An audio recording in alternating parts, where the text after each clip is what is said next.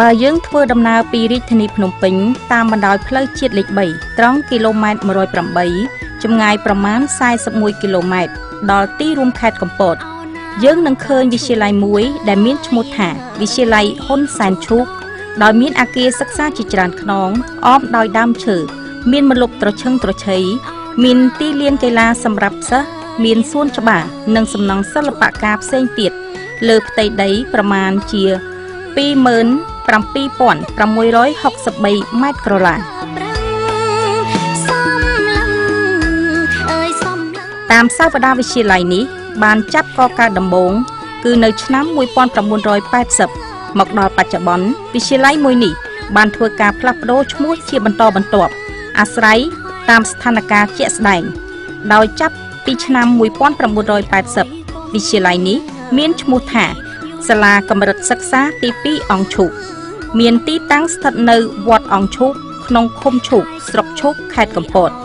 មានត្រឹមចាប់ពីថ្នាក់ទី5ដល់ថ្នាក់ទី7តែប៉ុណ្ណោះបន្ទាប់មកក្នុងឆ្នាំ1986ក៏បានធ្វើការផ្លាស់ប្ដូរទីតាំងមកស្ថិតនៅក្នុងភូមិជ្រៃឃុំសត្វពងស្រុកឈូកខេត្តកំពត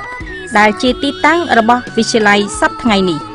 លុះដល់ឆ្នាំ1989ក៏ត្រូវបានផ្លាស់ប្ដូរទៅជាសាលាមធ្យមសិក្សាកម្រិត1ឈូកវិញនៅក្នុងឆ្នាំ1995នៅពេលដែលសាលាបានបញ្ចូលថ្នាក់រៀនពីថ្នាក់ទី10ដល់ថ្នាក់ទី12បន្ថែមនោះសាលាមធ្យមសិក្សាកម្រិត1ឈូកបានផ្លាស់ប្ដូរឈ្មោះទៅជាវិទ្យាល័យឈូក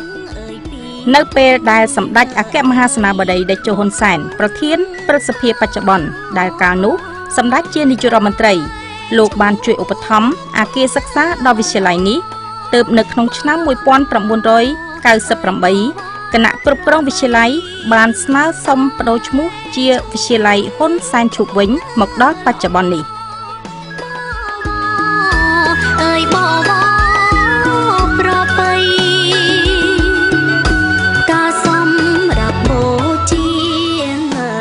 ក្រឡេកមកមើលអតីតសិស្សមួយក្រុមវិញដែលធ្លាប់បានសិក្សានៅក្នុងវិទ្យាល័យឈូកនិងវិទ្យាល័យហ៊ុនសែនឈូកពួកគេបានធ្វើការប្រមូលផ្ដុំគ្នាបង្កើតបាន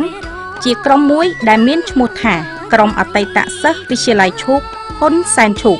ក្នុងគោលបំណងប្រមូលផ្ដុំសាមគ្គីភាពរំលឹកនៅអនុស្សាវរីយ៍នៅពេលដែលពួកគេបានបែកគ្នាជាយូរឆ្នាំបន្ទាប់ពីបានរៀនចប់និងបានចាកចេញពីវិទ្យាល័យ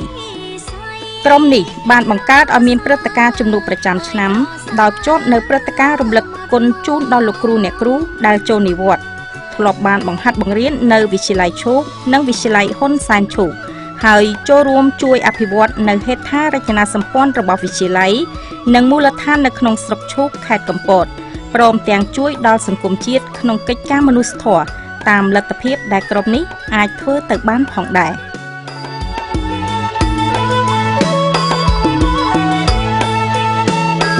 ក្រុមនេះកើតឡើងនៅថ្ងៃទី22ខែតុលាឆ្នាំ2019រហូតមកដល់បច្ចុប្បន្ននេះមាន2អាណត្តិរួចមកហើយដែលក្នុងមួយអាណត្តិមានរយៈពេល3ឆ្នាំអាណត្តិទី1មានលោកអុចច័ន្ទរតន៍ជាប្រធានក្រុមនិងអាណត្តិទី2នេះមានលោកប៊ែនសុភីម៉ាជាប្រធានក្រុមនៅក្នុងអាណត្តិទី1ក្រុមអតីតសិស្សវិទ្យាល័យឈូកហ៊ុនសែនឈូកមានឯកឧត្តមនាយឧត្តមសេនីយ៍ប៉ោភ័ក្រឯកឧត្តមពេជ្រសម្បត្តិនិងឯកឧត្តមច័ន្ទថាជាសមាជិកគណៈកិត្តិយសនិងនៅអាណត្តិទី2នេះមានឯកឧត្តមនាយឧត្តមសេនីយ៍ប៉ោភ័ក្រឯកឧត្តម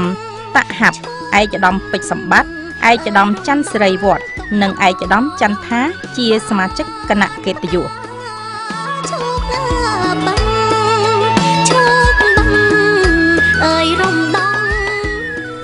សមិទ្ធផលដែលក្រុមនេះបានធ្វើកន្លងមកមានដូចជាជួយបំពាក់សូឡានៅក្នុងបរិវេណសាលាវិទ្យាល័យហ៊ុនសែនឈូកជួយដល់រាជរដ្ឋាភិបាលកម្ពុជាសម្រាប់ទិញថ្នាំវ៉ាក់សាំងការពារជំងឺ COVID-19 សរុបថវិកាចំនួន2,900,000 រៀលជួយទៅដល់ក្មេងស្រីពិការឈ្មោះអ្នកកំយែងនៅរទេះរុញចំនួន1គ្រឿងឧបភោគបរិភោគសរុបថវិកា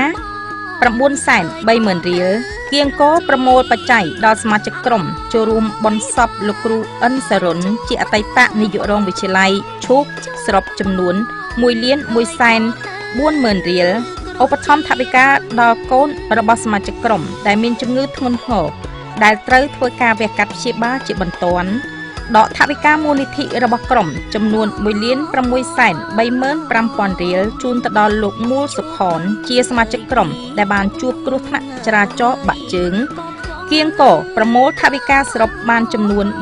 1,700,000 រៀលជួយទៅដល់លោកបេនសុធីម៉ាជាអគ្គលេខាធិការក្រុមដែលជាប់ពាក់ព័ន្ធទៅនឹងជំងឺ COVID-19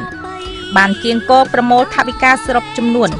968,000 រៀលជូនលោកសៅសម្បត្តិសមាជិកក្រុមដែលជាប់ពាក់ព័ន្ធទៅនឹងជំងឺ COVID-19 ផងដែរក្រៅពីនេះក៏បានគៀងកប្រមូលថវិកាសរុបចំនួន730,000 រៀលជួយទៅដល់លោកស្រីជីមសុផលដាវីសមាជិកក្រុមដែលឆ្លងជំងឺ COVID-19 នាំយកនៅសម្ភារៈនិងថវិកាចំនួន3លានរៀលរបស់ក្រុមជូនទៅដល់លោកគ្រូនួនតាជាអតីតនាយករងវិទ្យាល័យបច្ចុប្បន្នមានវ័យចាស់ជរានិងបានចូលនិវត្តន៍ហើយក៏បាននាំយកនៅសម្ភារៈនិងថវិការបស់ក្រុមសរុបចំនួនទាំងអស់$1,775 សហរដ្ឋអាមេរិកទៅប្រគល់ជូនដល់អ្នកគ្រូសុកឡាំងសាទលោកគ្រូប្រាក់ថេងជាអតីតគ្រូបង្រៀននៅវិទ្យាល័យបច្ចុប្បន្នបានចូលនិវត្តន៍មានវ័យចាស់ជរាបាននាំយកនៅសម្ភារៈក៏ដូចជាថវិកាចំនួនសរុប$1,000 សហរដ្ឋអាមេរិកទៀតទៅប្រគល់ជូនអ្នកគ្រូញឹកញ័នជាអតីតគ្រូបង្រៀននៅវិទ្យាល័យបច្ចុប្បន្នបានចូលនិវត្តន៍និងមានវ័យចាស់ជរាហើយដោយយល់ឃើញពីភាពចាំបាច់សមាជិកក្រុមនេះទាំងអស់បានរួមគ្នារៃអង្គាសថវិកានិងសប្បុរសជនទិញយកទូធ្វើតេស្ត COVID-19 រហ័សនិងអាល់កុលសរុបថវិកាចំនួន$1,250ដើម្បីឆ្លើយតបទៅនឹងសំណូមពររបស់ការិយាល័យសុខាភិបាលប្រតិបត្តិស្រុកឈូកផងដែរបានរួមគ្នារៃអង្គាសថវិកាពីសមាជិកចំនួន$545ទៀតជូនទៅដល់លោកនាយកវិទ្យាល័យហ៊ុនសែនឈូកសម្រាប់តម្រូវការផ្សេងៗរបស់វិទ្យាល័យបានប្រគល់ថវិកាមូលនិធិរបស់ក្រុមចំនួន$500សហរដ្ឋអាមេរិកជូនទៅដល់លោកមូលតនដែលជាអតីតសិស្សវិទ្យាល័យនៅពេលដែលមានជំងឺជាទម្ងន់និងកំពុងសម្រាប់ព្យាបាលនៅមន្ទីរពេទ្យបាននាំយកនៅថវិកាមូលនិធិរបស់ក្រុមចំនួន2លានរៀលនិងថវិការបស់សមាជិកបន្ថែមលើថវិកាមូលនិធិចំនួន$1,100,000 រៀលទៀតទៅចូលរួមបន់សពលោកមូលតនដែលជាសមាជិកក្រុមបានបាត់បង់ជីវិតដោយសារជំងឺបានផ្ដួចផ្ដើមបង្កើតនៅវគ្គបំពេញសមត្ថភាពនិងឧបត្ថម្ភទៅដល់សិស្សានុសិស្សថ្នាក់ទី12ជាង500នាក់ដើម្បីត្រៀមប្រឡងយកសញ្ញាបត្រមធ្យមសិក្សាទុតិយភូមិបាក់ឌុបនៅក្នុងឆ្នាំ2021បាននាំយកនៅថវិកាមូលនិធិរបស់ក្រុមចំនួន1លានរៀលបន្ថែមទៀតនិងថវិការបស់សមាជិកសមាជិកាបន្ថែមលើថវិកាមូលនិធិចំនួន$1,160,000 រៀលទៅចូលរួមបន់សពលោកគ្រូអុកសំអាងដែលជាអតីតគ្រូបង្រៀននៅវិទ្យាល័យបានបាត់បង់ជីវិតដោយសារជំងឺកន្លងទៅនេះហើយក៏បាននាំយកនៅវត្ថុអនុស្សាវរីយ៍ក៏ដូចជាថវិកាជូនដល់អ្នកគ្រូគុំសាក្រុនអ្នកគ្រូសុកឡាំងសាទអ្នកគ្រូប្រាក់មនីនិងអ្នកគ្រូទេសវណ្ណាអតីតគ្រូបង្រៀននៅវិទ្យាល័យកំពុងមានជំងឺផងដែរបាននាំយកនៅថវិកាជាបច្ច័យរបស់សមាជិកក្រុមនិងថវិកាមូលនិធិក្រុមចំនួន$2,590,000 រៀលទៅចូលរួមបន់សពលោកហ៊ុយសុភ័ក្រដែលជាសមាជិកនិងជាឧត្តមទីប្រឹក្សារបស់ក្រុមបានផ្ដល់សម្ភារៈសម្រាប់មណ្ឌលសុខភាពទាំង13នៅក្នុងស្រុកឈូកខេត្តកំពតរួមមានក្រែអ្នកជំងឺចំនួន1ឧបករណ៍សម្រាប់ពិនិត្យសម្លេងបេះដូងទារកចំនួន1 Stethoscope ចំនួន1ថ្នាំពេទ្យចំនួន1កេសធំផ្ដល់ជូនដល់អ្នកគ្រូប្រាក់មនីជាអតីតគ្រូបង្រៀននៅវិទ្យាល័យនៅសម្ភារៈរួមមានរទេះរុញ1គ្រឿងឧបភោគបរិភោគថវិកាចំនួន$200,000 រៀលទៅសួរសុខទុក្ខសមាជិកក្រុមឈ្មោះសៀងធណាដែលកំពុងមានជំងឺធ្ងន់សម្រាប់ព្យាបាលនៅគេហដ្ឋាននិងបានផ្ដល់ជូននៅថវិកាចំនួន$2,160,000 រៀលទឹកដោះគោឆៅចំនួន4ឡូទឹកបរិសុទ្ធចំនួន2កេសផ្លែឈើ1កន្ត្រក បានផ្ដល់ថវិកាលើកទឹកចិត្តដល់សិស្សនិតិ A នៅវិទ្យាល័យហ៊ុនសែនឈូកចំនួន15នាក់ក្នុងម្នាក់ទទួលបានថវិកា1លានរៀលចំពោះសិស្សនិតិ A តែមានជីវភាពលំបាកខ្វះខាតចំនួន3នាក់បានបន្ថែមនៅទឹកប្រាក់ក្នុងម្នាក់ចំនួន8សែនរៀលលោកគ្រូអ្នកគ្រូចូលនិវត្តន៍ចំនួន5នាក់ក្នុងម្នាក់ជូនថវិកាចំនួន2សែនរៀលសិស្សពូកែពីលេខ1ដល់លេខ3ចំនួន162នាក់លេខ1ទទួលបានថវិកាចំនួន40000រៀលលេខ2ថវិកាចំនួន30000រៀលនិងលេខ3ទទួលបានថវិកាចំនួន20000រៀលជូនលោកគ្រូអ្នកគ្រូដែលជួយបង្រៀនបំពន់មុនប្រឡងក្នុងថវិកាម្នាក់ចំនួន680,000រៀលបានប្រមូលបច្ច័យចូលរួមបន្សពលោកគ្រូប្រាក់ថេងអតីតគ្រូដែលបានទទួលមរណភាពនៅបច្ច័យចំនួន1,20,000រៀលនិងប្រាក់ដុល្លារចំនួន$238សហរដ្ឋអាមេរិកប្រមូលបច្ច័យរបស់សមាជិកក្រុមចំនួន1,60,000រៀលទៅចូលរួមបន្សពសមាជិកក្រុមឈ្មោះសៀងធនាដែលបានទទួលមរណភាពបាននាំយកនៅថវិកាចំនួន1,132,000រៀលដែលបានមកពីការចូលរួមរបស់សមាជិកក្រុមជូនលោកព្រាបសុវណ្ណតារាជាឧត្តមទីប្រឹក្សាក្រុមមានជំងឺធ្ងន់និងកំពុងសម្រាកព្យាបាលនៅមន្ទីរពេទ្យហើយនៅពេលដែលលោកព្រាបសុវណ្ណតារាបានទទួលមរណភាពបានប្រមូលថវិការបស់សមាជិកក្រុមចំនួន$995,000រៀលនិងប្រាក់ដុល្លារចំនួន$375សហរដ្ឋអាមេរិកទៅចូលរួមបន្សពផងដែរបាននាំយកនៅថវិការបស់ក្រុមចំនួន$1,500,000រៀលជូនទៅដល់រដ្ឋបាលមន្ទីរពេទ្យគុណភបុប្ផាកាលពីឆ្នាំ2024នាំយកនៅថវិកាមូលនិធិរបស់ក្រុមចំនួន$50,000រៀលជូនលោកឈុនបូរ៉ែនជាអគ្គលេខាធិការក្រុមដែលបានជួបគ្រោះថ្នាក់របួសបាក់ជើងសម្រាប់ព្យាបាលនៅមន្ទីរពេទ្យផ្ដល់ថវិកាឧបត្ថម្ភដល់លោកជ័យសិដ្ឋាអនុប្រធានក្រុមនៅទឹកប្រាក់ចំនួន$50,000រៀលដោយលោកត្រូវវះកាត់ពោះវៀនធំនិងសម្រាប់ព្យាបាលនៅមន្ទីរពេទ្យកាលពីថ្ងៃទី8ខែមករាឆ្នាំ2025ថ្មីនេះផងដែរក្រៅពីបេសកកម្មរបស់ក្រុមដែលបានអនុវត្តដោយបានរៀបរាប់ជូនចាប់ពីឆ្នាំ2019មកដល់បច្ចុប្បន្នក្រុមអតីតសិស្សវិទ្យាល័យឈូកហ៊ុនសែនឈូកតែងតែបានរៀបចំនៅកម្មវិធីជួបជុំគ្នាជារៀងរាល់ឆ្នាំក្នុងនោះពួកគេបានមតិគ្នាជ្រើសរើសយកពេលវេលាសមស្របណាមួយដើម្បីប្រារព្ធពិធីជួបជុំប្រចាំឆ្នាំនៅក្នុងបរិវេណវិទ្យាល័យផងដែរជាក់ស្ដែងកាលពីថ្ងៃសៅរ៍13កើតខែបុស្សឆ្នាំរោងឆស័កពុទ្ធសករាជ2568ត្រូវនៅថ្ងៃទី11ខែមករាឆ្នាំ2025កន្លងទៅនេះពិធីជួបជុំប្រចាំឆ្នាំបានប្រពធ្វើឡើងម្ដងទៀតដោយមានការចូលរួមពីអតីតលោកគ្រូអ្នកគ្រូធ្លាប់បានបង្រៀននៅវិទ្យាល័យ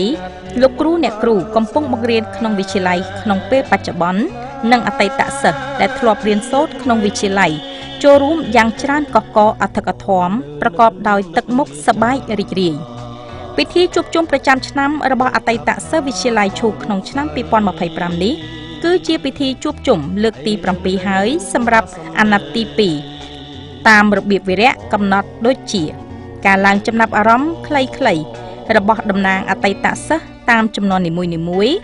ចំណាប់អារម្មណ៍ខ្លីៗរបស់តំណាងលោកគ្រូអ្នកគ្រូវិទ្យាល័យហ៊ុនសែនឈូកចំណាប់អារម្មណ៍និងរបាយការណ៍សង្ខេបរបស់ប្រធានក្រុមអតីតសិស្សចំណាប់អារម្មណ៍របស់គណៈកិត្តិយសចំណាប់អារម្មណ៍របស់លោកគ្រូអ្នកគ្រូចូលនិវត្តន៍ការផ្ដល់ថវិកាជូនដល់លោកគ្រូអ្នកគ្រូចូលនិវត្តន៍ការថតរូបរួមគ្នាទុកជាអនុស្សាវរីយ៍រួមទាំងការពិសាអាហារសាមគ្គីនិងរាំលេងកម្សាន្តផងដែរជាបន្ទាប់ទៅទៀតនេះសូមអញ្ជើញតាមដានសកម្មភាពមួយចំនួននៅក្នុងពិធីជួបជុំប្រចាំឆ្នាំរបស់ក្រុមអតីតសិស្សវិទ្យាល័យឈូកហ៊ុនសែនឈូកឆ្នាំ2025ដូចតទៅខ្ញុំបាទសូមការអនុញ្ញាតគ្រប់ជំរាបសួរចំពោះលោកគ្រូអ្នកគ្រូព្រឹទ្ធាចារ្យដែលជាលោកគ្រូអ្នកគ្រូដែលធ្លាប់បង្រៀននៅទីនេះតំណាងគណៈកិត្តិយសនៃក្រុមបណ្ឌិតសិស្សវិទ្យាល័យឈូកហ៊ុនសែនឈូកនិងសូមគ្រប់ចំពោះរៀមច្បងពួកម៉ាក់មិត្តភ័ក្តិបងប្អូនយើងទាំងអស់ដែលគាត់ធ្លាប់បង្រៀននៅទីនេះហើយថ្ងៃនេះលោកជើញចូលរួមបាន ច្រើននឹងការចូលរួមទាំងអស់នៃក្រុមអតីតសិស្សវិទ្យាល័យឈូកហ៊ុនសែនឈូកជំនួបក្រុមអតីតសិស្សវិទ្យាល័យឈូកហ៊ុនសែនឈូកប្រចាំឆ្នាំលើកទី7បាទហើយនៅពេលបន្តិចទៀតនេះយើងនឹងប្រារព្ធកម្មវិធីទៅតាមរបៀបវរៈកំណត់របស់យើងជួបហើយចង់ជួបទៀតមិនចង់ឃ្លានពីស្នេហានឹកអាឡ័យជាប់ចិនណាបែបទេបងនៅនឹកមិនភ្លេចនឹកជានិចឆោមពិសីគេមិនលក់រាល់រាត្រីអាឡ័យស្នេហ៍មិនអស់អាឡ័យថ្លៃជីវិតធ្លាប់នៅចិត្តបងទេថ្ងៃណាទៀតនឹងបានជួបស្នេហ៍ជាថ្មីបងនៅនឹកវាចាអូនប្រាប់ថាស្មងលោកស្រីអីលើមិនដេញផ្លាសំដីបងលេងប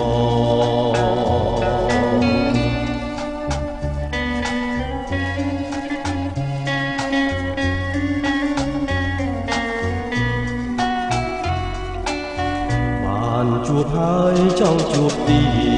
តមិនចង់ឃ្លានពីស្នេហាចូលដល់របៀបបរិយបន្តបាទសូមរំជើញបាទប្រឡងបាដុបមុនឆ្នាំ91ឆ្នាំ90មានប្រឡងបាដុប1 92ដល់សុំទៅ97 ឥឡូវ98មកជើញមកបានគ្នាគ្រប់ជើញគ្នាកិត្តិយសមានតាបិតាក៏ដូចជាលោកគ្រូអ្នកគ្រូចំនួន10វិនាទីសូមគោរពបាទហើយពិតជាមាននៃសូមណោះរីដេតែដែលបានចូលរួមក្នុងកម្មវិធីថ្ងៃនេះសម្រាប់98ក៏មានតែ3នាក់ជាសូមឲ្យមានកម្មវិធីនេះបន្តទៅឆ្នាំមុខតទៅទៀតភាព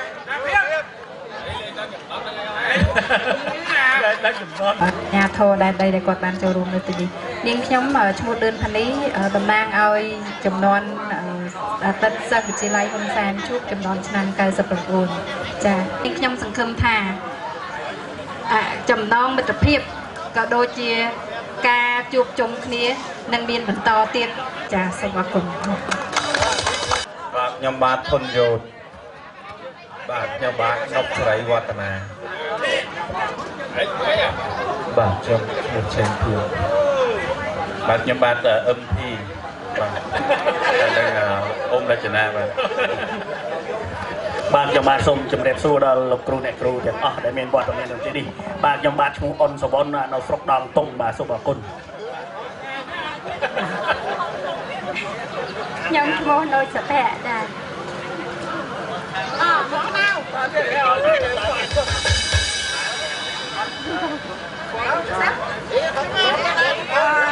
ខ្ញុំឈ្មោះឡងចារិយា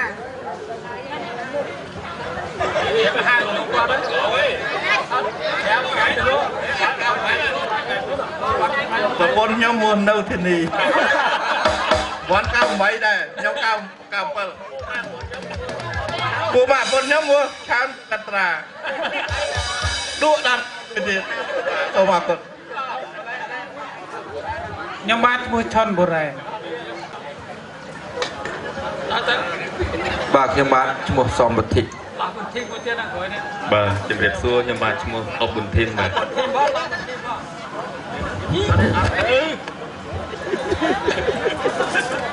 ្ញុំបាទឈ្មោះឈុនរវៃហើយនឹងលោះបន្ធីមនៅខាងក្រោយនេះបាន99កុំឲ្យតែស្គាល់គ្នាក្នុង Telegram ដល់ពេលឃើញពិតអត់ស្គាល់ប្រហែលជំនាន់ប៉ុន្តែខ្ញុំសង្កេតឃើញតែច្រើនជាងគេតែ2001ហើយបាទឥឡូវសុំមកឈរនៅលើកដៃ2001លើកដៃមើលមានប្រហែលនេះនៅថ្ងៃនេះមិនត្រឹមតែក្រុម2001ទេបាទមានឱកាសជួបគ្នាទាំងអស់ ជំរាបសួរលោកគ្រូអ្នកគ្រូទាំងអស់គ្នាមិត្តនៃវិទ្យាល័យហ៊ុនសែនឈូកទាំងអស់គ្នាខ្ញុំឈ្មោះទឹកស្រីណាតជាសិស្សនៅវិទ្យាល័យឈូកឆ្នាំ2004បាទសូមស្គាល់មុខចាជំរាបសួរលោកគ្រូអ្នកគ្រូនៅក្នុងមានវត្តមាននៅទីនេះទាំងអស់ខ្ញុំឈ្មោះនុយសាវីជាសិស្សឆ្នាំ2003ចេញទៅតជំរាបសួរលោកគ្រូអ្នកគ្រូទាំងអស់គ្នានាងខ្ញុំឈ្មោះអុកដាមេខ្ញុំឈ្មោះអុកជុនសំជីវីជាអតីតសិស្សឆ្នាំ2003ចាជំរាបសួរលោកគ្រូអ្នកគ្រូខ្ញុំឈ្មោះសឹកបុលជាអតីតសិស្សឆ្នាំ2003ចាអូបាទសូមគ្រប់ជម្រាបសួរកម្មវិធីនេះគឺពិតជាអាចធ្វើឲ្យយើងនឹកឃើញកាលដែលអតីតយើងនៅរៀននៅវិទ្យាល័យសានជុកនេះឲ្យយើងនឹកឃើញនៅគុណូបការៈដែលលោកគ្រូអ្នកគ្រូគាត់បានលះបង់ទាំងកម្លាំងកាយចិត្តទាំងពេលវេលាកម្មវិធីនេះឡើងមកសូមអរគុណ2005ដល់2010សូមអញ្ជើញបាទដុកចន្លោះពីឆ្នាំ2005ដល់2010តទៀតបាទខ្ញុំឈ្មោះកុងតារ៉េតចំនួន2005 2006ពូវណ្ណៈចំនួនឆ្នាំ2005បាទខ្ញុំបានឈ្មោះកៅផនចំនួន2005បាទខ្ញុំឈ្មោះនូរទីយ៉ាចំនួន2005 2006បាទខ្ញុំបាទឈ្មោះសៃធរ៉ាចំនួន2006ខ្ញុំបាទឈ្មោះសឹមសវណ្ណចំនួន2006ខ្ញុំឈ្មោះសោវ៉ានីចំនួន2006ជំរាបសួរលោកគ្រូអ្នកគ្រូនិងភ្ញៀវកិត្តិយសទាំងអស់គ្នាខ្ញុំឈ្មោះណុកស្រីមុំចំនួន2005 2006អរគុណចាខ្ញុំឈ្មោះឡាយសុតនីចំនួនឆ្នាំ2005 2006ចាសូមអរគុណ2000អត់ទេអាចអ្នកប្រឡងធ្លាក់បាក់ដប់គាត់ឆ្នាំហ្នឹងរៀនទៅឆ្នាំក្រោយម្ដងទៀតហ្នឹងប្រឡង2ដងបាទអញ្ចឹងថ្ងៃនេះក្នុងនាមខ្ញុំផ្ទាល់ក៏ដូចជាអតីតសិស្សនៃវិទ្យាល័យហ៊ុនសែនឈុកមានសេចក្តីរីករាយបំផុតហើយក៏ពិតជាសូមគោរពទៅដល់បាទលោកគ្រូអ្នកគ្រូដែលជាអតីតគ្រូដែលធ្លាប់បង្រៀនដល់បងប្អូនដែលជួបជុំគ្នានៅថ្ងៃនេះដែរហើយថ្ងៃពេលចំណាយចូលរួមចំណែកនៅក្នុងការបណ្ដុះបណ្ដាលដល់សាសានុសិស្សជាច្រើនគ្រប់សូមជូនពរទៅដល់សមាជិកសមាជិកាទាំងអស់នៅក្នុងអង្គពិធីទាំងមូលបាទទទួលបាននៅពុទ្ធពរនិងសុខសប្បាយគ្រប់គ្នាហើយពិសាដោយភេរៈភាពទាំងអស់គ្នាហើយពេលដែលត្រឡប់ទៅវិញនោះគឺសុខភាពទាំងអស់បាទសូមអរគុណបាទហើយខ្ញុំបាទឈ្មោះសៅមឿនហើយទើបតែមកកាន់នៅទីនេះជាអភិបាលស្រុកឈូកតបែកហើយទទួលបានការងារផ្សេងគ្នាក៏នៅតែនឹកស្រឡាញ់រាប់អានគ្នាហើយក៏បង្កើតតែជាកម្មវិធីណាដែលជាកម្មវិធីនេះជាកម្មវិធីមួយដែលរឹតនៅចំណងដែលសិស្សទាំងអស់ដែលបានរៀនសូត្រនៅវិទ្យាល័យហ៊ុនសែនឈូកនេះគណៈកិត្តិយសក្រុមនិងលោកស្រីឧត្តមទីប្រឹក្សាក្រុម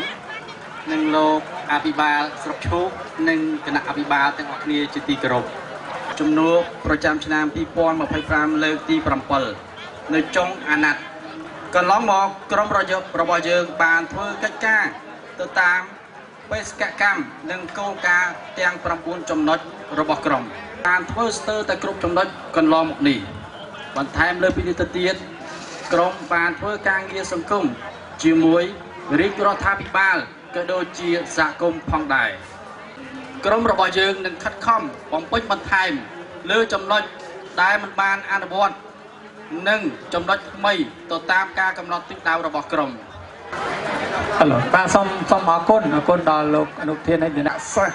ដែលមានវត្តមាននៅទីនេះខ្ញុំក៏ជាអតីតសិស្សនៅទីនេះដែរបាទរំភើបសប្បាយរីករាយបំផុតដែលបានចូលរួមក្នុងកម្មវិធីនេះហើយកម្មវិធីនេះពិតជាមានសារៈសំខាន់ទី1រំលឹកគុណគ្រូដែលបានចូលនិវត្តន៍ទី2ការជួបជុំរបស់អតីតសិស្សខ្ញុំចង់និយាយថាការរំលឹកគុណគ្រូនេះបានន័យថាគ្រូពិតជាមានសារៈសំខាន់ណាស់បើសិនជាពុំមានគ្រូទេក៏យើងពុំមាន អនាគតសម្រាប់បំពេញភារតួនាទីនិងភារកិច្ចសម្រាប់ថ្ងៃនេះដែរហើយខ្ញុំក៏មានគ្រូរបស់ខ្ញុំដែរអញ្ចឹងបានថាគ្មានអាណាមកចេះដឹងដោយគ្មានគ្រូទេអ្វីដែលមានមកដល់ពេលនេះគឺដោយសារលោកគ្រូអ្នកគ្រូដែលបានបង្ហាត់បង្រៀនបាទអញ្ចឹងបានន័យថាធនធានថ្ងៃនេះបានបំពេញបានតបស្នងមកវិញដើម្បីធ្វើការរំលឹកគុណគ្រូបាទដើម្បីគ្លៀកឡើយបាទសូមអរគុណ បាទសូមអរគុណបាទអរគុណដល់លោកគ្រូតាហាប់បាទហើយជើញលោកគ្រូតិចហ្នឹងអញ្ជើញលោកគ្រូចន្ទរិវត្តបាទ មូលហេតុដែលមានកម្មវិធីនេះគឺមិនត្រឹមតែតែថ្មីនេះការធ្វើកម្មវិធីនេះគឺយើងបានធ្វើតាំងពីឆ្នាំ2012-13មកម្លេះប៉ុន្តែគ្រាន់តែទ្រង់ទ្រាយវាខុសគ្នាណាគឺមានខ្ញុំមានលោកតាអាយដំតាហាប់មានអ្នកគ្រូខហ្នឹងធ្វើជាទ្រង់ទ្រាយមួយគឺការជួបជុំពេលនោះគឺទាំងសិស្សទាំងគ្រូទាំងសហគមន៍អ្នកលក់ដូរអាជីវករឲ្យចូលរួមទាំងអស់គ្នាគឺចូលឧបត្ថម្ភចាក់ដីនៅអាខាងនោះអញ្ចឹងណាម្នាក់មួយឡានម្នាក់ពីរឡានណាអញ្ចឹងវប្បធម៌នេះណាគឺបានកើតយូរហើយប៉ុន្តែនៅឆ្នាំ2019ដោយប្អូនប្រមាណមើលឃើញថាវាមិនទាន់គ្រប់គ្រាន់ទើបចងក្រងគ្នាជាក្រុមអតីតសិស្សដែលមានលក្ខន្តិកៈដែលមានបទបញ្ជាផ្ទៃក្នុងដែលមានក្រមសីលធម៌ច្បាស់លាស់បាទអញ្ចឹងយើងធ្វើមុនអត់ទាន់មានអីទេតែឆ្នាំ2009មកគឺចាប់ផ្ដើមមានបានន័យថាគេរៀបរៀងមានហើយក៏សូមអរគុណបងប្អូនទាំងអស់ដែរសូមឲ្យមានការអភិវឌ្ឍកាន់តែល្អហើយសូមជូនពរលោកគ្រូអ្នកគ្រូឲ្យមានកម្លាំងពលយ៉ាងមាំមួនហើយសូមបងប្អូនទាំងអស់ជួបនៅពុទ្ធពរទាំង4ប្រការបាទសូមអរគុណបាទសូមអរគុណហើយមិញបានលោកប្រធានជួយតិចទៅមកវិបត្តិរបស់លោកប្រធានក្រុមគ្រប់អរគុណដល់វត្តមានរបស់អាយដាមលោកជំទាវលោកស្រីទាំងអស់ដែលមានវត្តមាននៅទីនេះហើយក៏សូមគោរពស្វាគមន៍អោលំតូនបាទចំពោះលោកគ្រូអ្នកគ្រូដែលជាអតីតគ្រូបង្រៀនខ្ញុំនៅទីនេះសូមគោរពជូនពរដល់លោកគ្រូអ្នកគ្រូទាំងអស់ក៏ដូចជាអាដាមលោកជំទាវទាំងអស់សូមសំប្រកបដោយពុទ្ធពរទាំងឡាយ4ប្រការគឺអាយុវណ្ណៈសុខៈពលៈកំបីគ្លៀងគ្លៀងឲ្យបាទខ្ញុំសូមថ្លែងប៉ុណ្ណឹងបាទសូមគោរពអរគុណបាទសូមអរគុណមិនចង់ឃ្លានពីស្នេហ៍នឹកអាឡ័យជាប់ចំណាក្រុមគ្រួសារខាងការក្រុមមនុស្សទៀតសូមជឿមកជឿទៅដល់មិនភ្លេចនេះណាការសំជើញនេះគឺឆោតពិសេសអូនជើញពេលវេលាយើងគេមិនលក់រាល់រាត្រីបាទគណៈកម្មការយើងទាំងអស់គណៈកម្មការមិនអស់អាឡ័យថ្លៃជាមកនៅចិត្តអស់ទេថ្ងៃណាខ្ញុំនឹងបានជួបស្នេហ៍ជាថ្មីនៅមុខនឹកវាចាំអូនប្រាប់ថាសងរូបស្រីហើយនៅមិនដឹងថាសំដី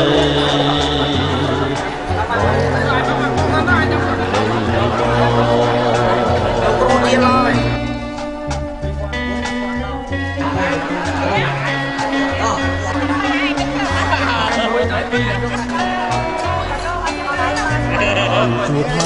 ចង់ជួបទី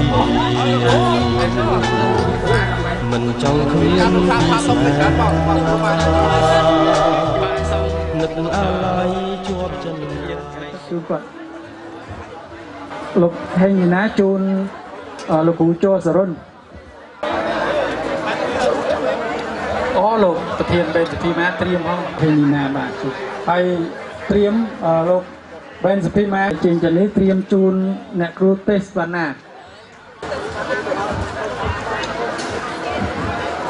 បាទត្រៀមជូនអ្នកគ្រូទេសវណ្ណាបាទលោកឈុនបុរាណត្រៀមបាទជាបន្តបាទសូមលោកអោកជុនតក្រិតបាទអោកជុនបាទសូមអរគុណលោកប្រៃតាប់សម្អាតត្រៀម ម៉ាតជូនថវិកាចំពោះលោកគ្រូញៀនសាឡៃសងបងខនបងមកពីអូស្ត្រាលីម៉ៃភឿនត្រៀមម៉ៃភឿនបាទលោកប៉ាវិញបាទជូនលោកគ្រូតាក់ទីលោកស្រីឡងចញ្ញាជូនលោកគ្រូមាសអ្នកបាទលោកសុកវិបុលត្រៀមជូនលោកធីនត្រៀមនេះតានេះអូនតាលោកឡោះបន្ធីនត្រៀមលោកឡោះបន្ធីនជូនលោកឆាមត្រៃវត្តត្រៀមជូនលោកគ្រូឡុងសម្បត្តិលោកស្រីឌឿនផានីជូនអ្នកគ្រូប្រាក់មនីបាទលោកទៅជួយលោកអភិបាលបាទស្រុកខាងបងបងលោកអ៊ំរចនាត្រៀមបាទ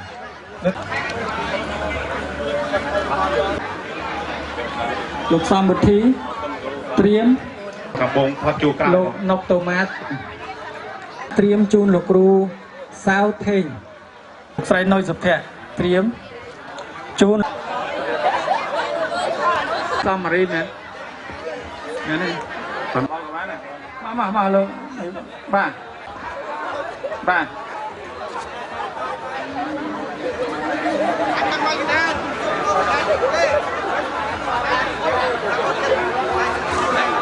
សូមជួយបញ្ជាក់បាទហើយក៏សូមជូនលោកគ្រូចាន់សរិវត្តបាទលោកគ្រូមានប្រសាសន៍បន្តិចពាក់ព័ន្ធជាមួយនឹងថវិកាដែលបាទសូមលោកគ្រូមានប្រសាសន៍លោកគ្រូជិញបាទជាថ្មីម្ដងទៀតសូមគោរពលោកគ្រូអ្នកគ្រូ 30000 លើថវិកាដែលក្រុមអតីតសាសជូនបាទ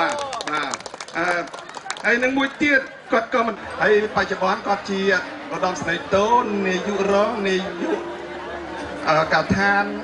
ការពារគីវិសាសនៃអគ្គនាយកដ្ឋានសម្ភារៈបច្ចេកទេសនៃក្រសួងការពារជាតិអញ្ចឹងគាត់ផ្ញើតាមខ្ញុំគាត់លឺតំណែងគាត់បានធ្វើយ៉ាងណាបានឃើញទាំងអស់គ្នាបាទសូមបងប្អូនយើងនៅតាមតុសូមអញ្ជើញមកបាទឈរឃើញទឹកក្តីអីក៏ដោយបានស្ទាយមួយបាទលោកគ្រូតំណាងលោកគ្រូអ្នកគ្រូចូលនិវត្តន៍មានប្រសាសន៍តិចចុងក្រោយមុននឹងយើងដល់កម្មវិធីសប្បាយលោកគ្រូនៅឃ្លានបាទសូមប្រគល់ជូនគាត់ដើម្បីលោកមានប្រសាសន៍តំណាងឲ្យតៃតវិទ្យាល័យហ៊ុនសែនឈូកនិងលោកគ្រូអ្នកគ្រូទាំងអស់ដែលបានបង្រៀនទីនេះជាទីគោរពដ៏គង់ពុះខ្ញុំមានសេចក្តីរំភើបរីករាយឥតឧបមាដោយនឹកស្មានមិនដល់ថាបងប្អូនសិស្សសានុសិស្សបានចងក្រងជាក្រុមអតីតសិស្សហើយនឹងរៀបចំពិធីបានល្អប្រសើររហូតដល់7លើកខ្ញុំមិនបាច់រៀបរាប់អំពីគោលបំណងនៃការរៀបចំនេះទេប៉ុន្តែខ្ញុំសូមសម្ដែងនៅអារម្មណ៍របស់គ្រូចូលនិវត្តន៍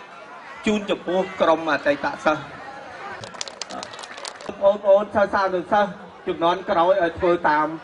បងប្អូនសិស្សសានុសិស្សជំនាន់មុនឡាកុំបែកឃ្លានណាសូមអរគុណ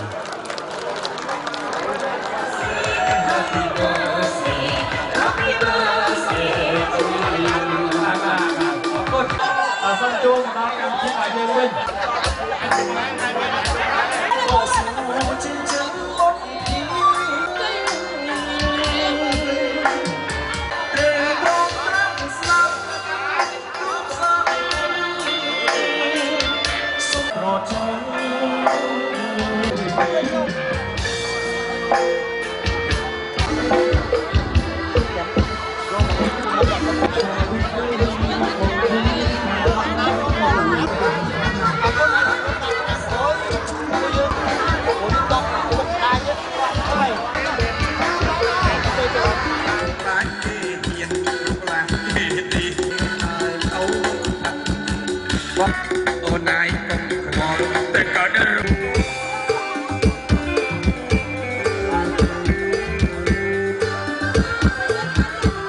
បងដើរ រី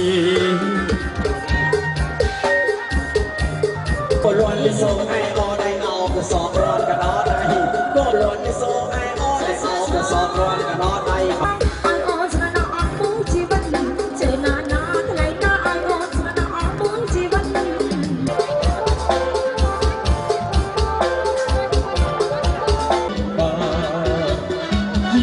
ពីចាក់ត្រលេងម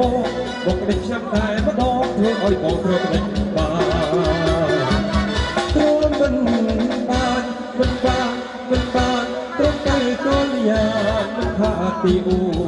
យុគពីសងសឹកហើយរៀបការ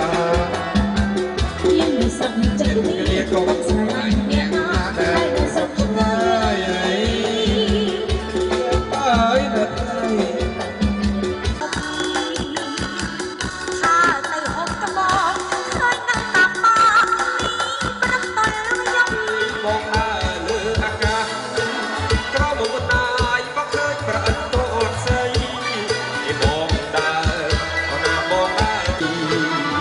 មកណាយដូចអីសៃរបូ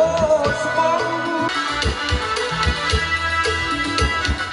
អូននឹងលែងចាំដៃបានគុំស្មានថាអូននឹងលែងអូគុំពីត្រកួត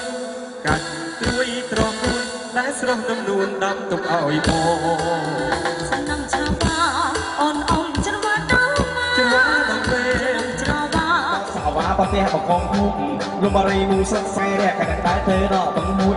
អត់ពីនេះក្រោកដល់ឈឹងក៏20លូអីយ៉ាងមិនចេះអូនក្តៅជួបនឹងតំពោអូគេរត់ឈឹងសោហើយនៃភេភ័យប្រយោជន៍ធ្វើមហោបនោះបានអាចយកអត់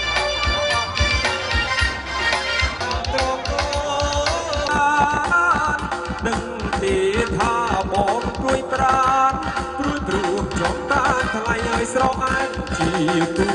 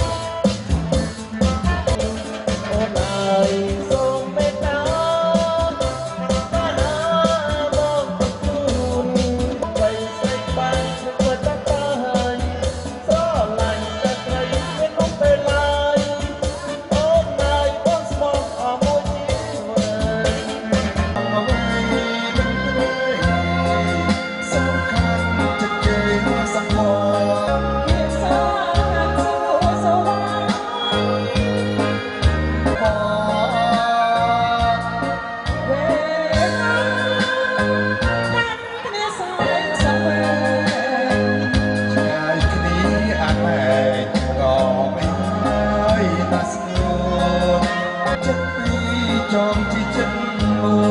យស្រណងដៃអូនហុចឲ្យបងណងប្រហាកាន់ងំតែដងក្នុងស្រែ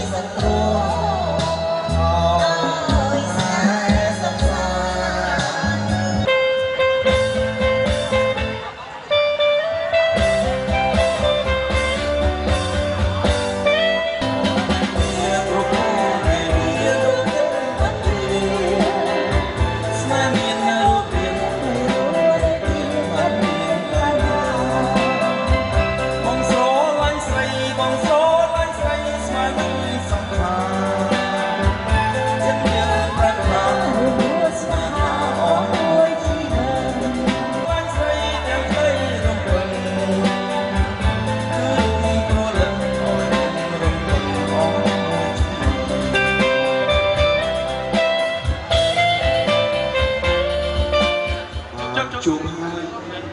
ទៅជារត់ដល់នេះជាច្បាប់ពលនៃរោ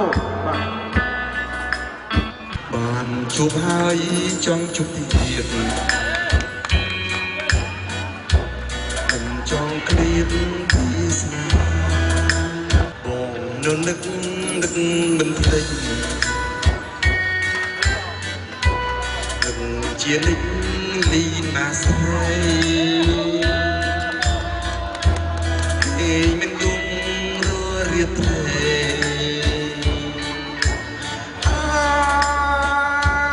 ឡៃសា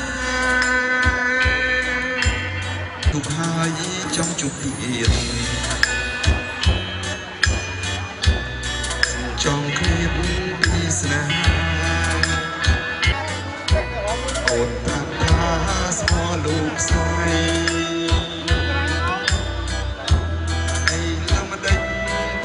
សំដី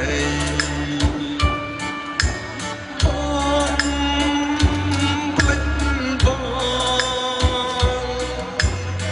អូនអរគ្នាថា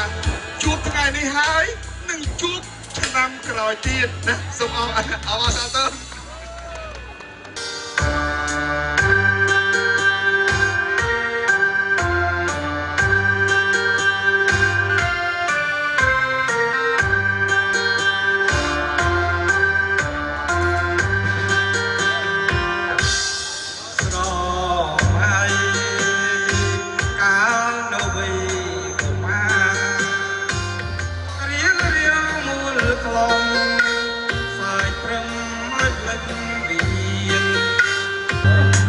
នឹងចិត្តអាយសាស្ដាយពេញពុនតែផ្ដាច់បានស្ដាប់នឹងអូនប្រឡំដូចពីកុមារមានប្រឡំជួបបន្តសឹកសាលៀបទាំងសាលាវិទ្យាល័យខ្ញុំវិទ្យាល័យជួបការក្រគុំអត់ថ្លៃផ្លែក្ដីស្រមចំណងវាស្លាប់វាស្លាប់ពេលនេះខ្ញុំបានស្គាល់ឋាននៃសពចិត្តមួយរំអស់នឹកដល់សាលាជំនួបមិត្តភក្តិ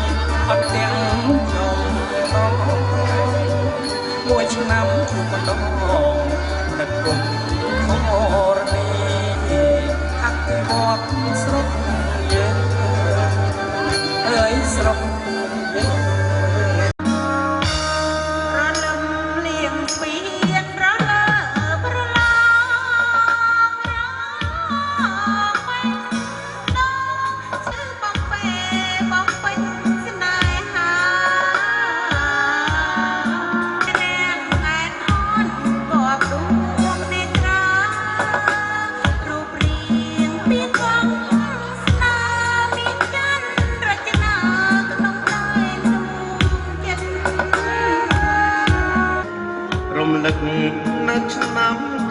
93សាងបានស្ពានថ្មីទឹកដីស្នេហ៍